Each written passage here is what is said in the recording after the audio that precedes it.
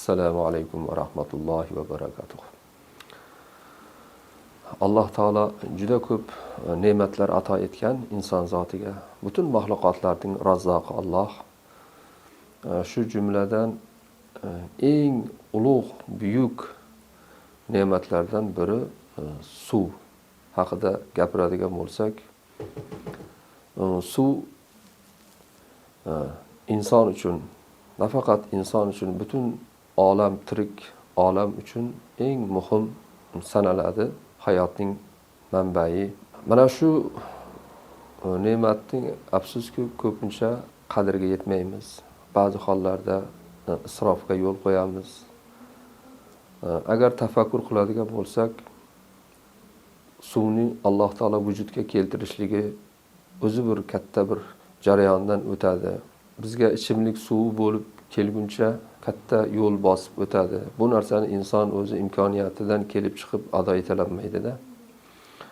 Masalan, okeanlardagi sho'r suvlar, bular bug'lanib, bulut bo'lib, yomg'ir, qor shaklida bo'lishligi va bo'lib ham zaxirada turib, muz shaklida bo'lishligi va undan keyin bosqichma-bosqich erib, daryo, o'zanlarga quyilib, insonning iste'moli, butun jonzotning iste'moli uchun kelishligi. Endi undan keyingi jarayon ba'zi hollarda mana shu xonadonlarimizgacha bu ne'mat kirib kelyapti. Mana shu xonadonimizga kirib kelgandan keyin albatta buni har birimiz, har bir inson qadriga yetishligi, mana shu narsalarda tafakkur qilishlik lozim. Endi bu jarayonda qancha ba'zi bir bosqichida insonning mehnati bo'ladi. Sa'd roziyallohu anhu tahorat qilayotganda oldilaridan o'tib qoldida, Sa'd roziyallohu anhuning suvni isrof qilayotganligini ko'rib, suvni isrof qilma dedilar. Shunda Sa'd roziyallohu anhu, suvda ham isrof bo'ladimi deganlarida Payg'ambarimiz alayhisalom qarang qanday javob berdilar. Aytdilarki, agar oqib turgan daryoning bo'yida bo'lsang ham dedilar. Mana shundan bilinadiki, har birimiz qayerda bo'lishligimizdan qat'iy nazar, ya'ni suvga bo'lgan imkoniyatimiz qanday bo'lishligidan qat'iy nazar o'zimizga yetarlik miqdorida ishlatishligimiz, iste'mol qilishligimiz lozim bo'ladi. Bundan ortig'i esa isrof bo'lar ekan. Isrof esa haromdir. Bu narsadan har birimiz saqlanishligimiz lozimdir. Va keyingi paytlarda kuzatilayotgan bir katta muammo deymizmi yoki e'tiborsizlik deymizmi? Va mana shu ne'matlarga noshukurchilik deymizmi?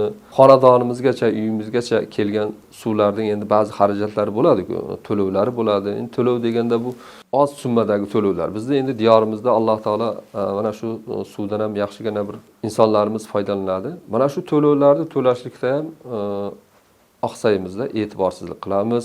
Haqlarni ado etishlik, o'zimiz iste'mol qilgan suvlarning haqlarini ado etishlikda beparvolik qilamiz.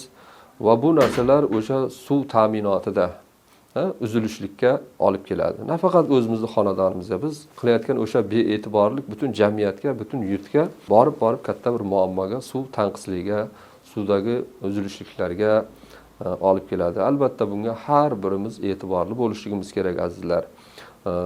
Iste'mol qildikmi, mana shuni qadriga yetishligimiz, shukr qilishligimiz va bu sohada mehnat qilayotgan xodimlar, mutaxassislarning xizmatlarini qadrlashimiz har birimiz uchun lozim bo'ladi.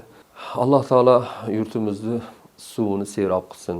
Bu yurtdagi siz, biz, azizlar hammalarimizni barcha ne'matlar qatori suv ne'matiga ham shukr qilguvchi shokir bandalardan qilsin.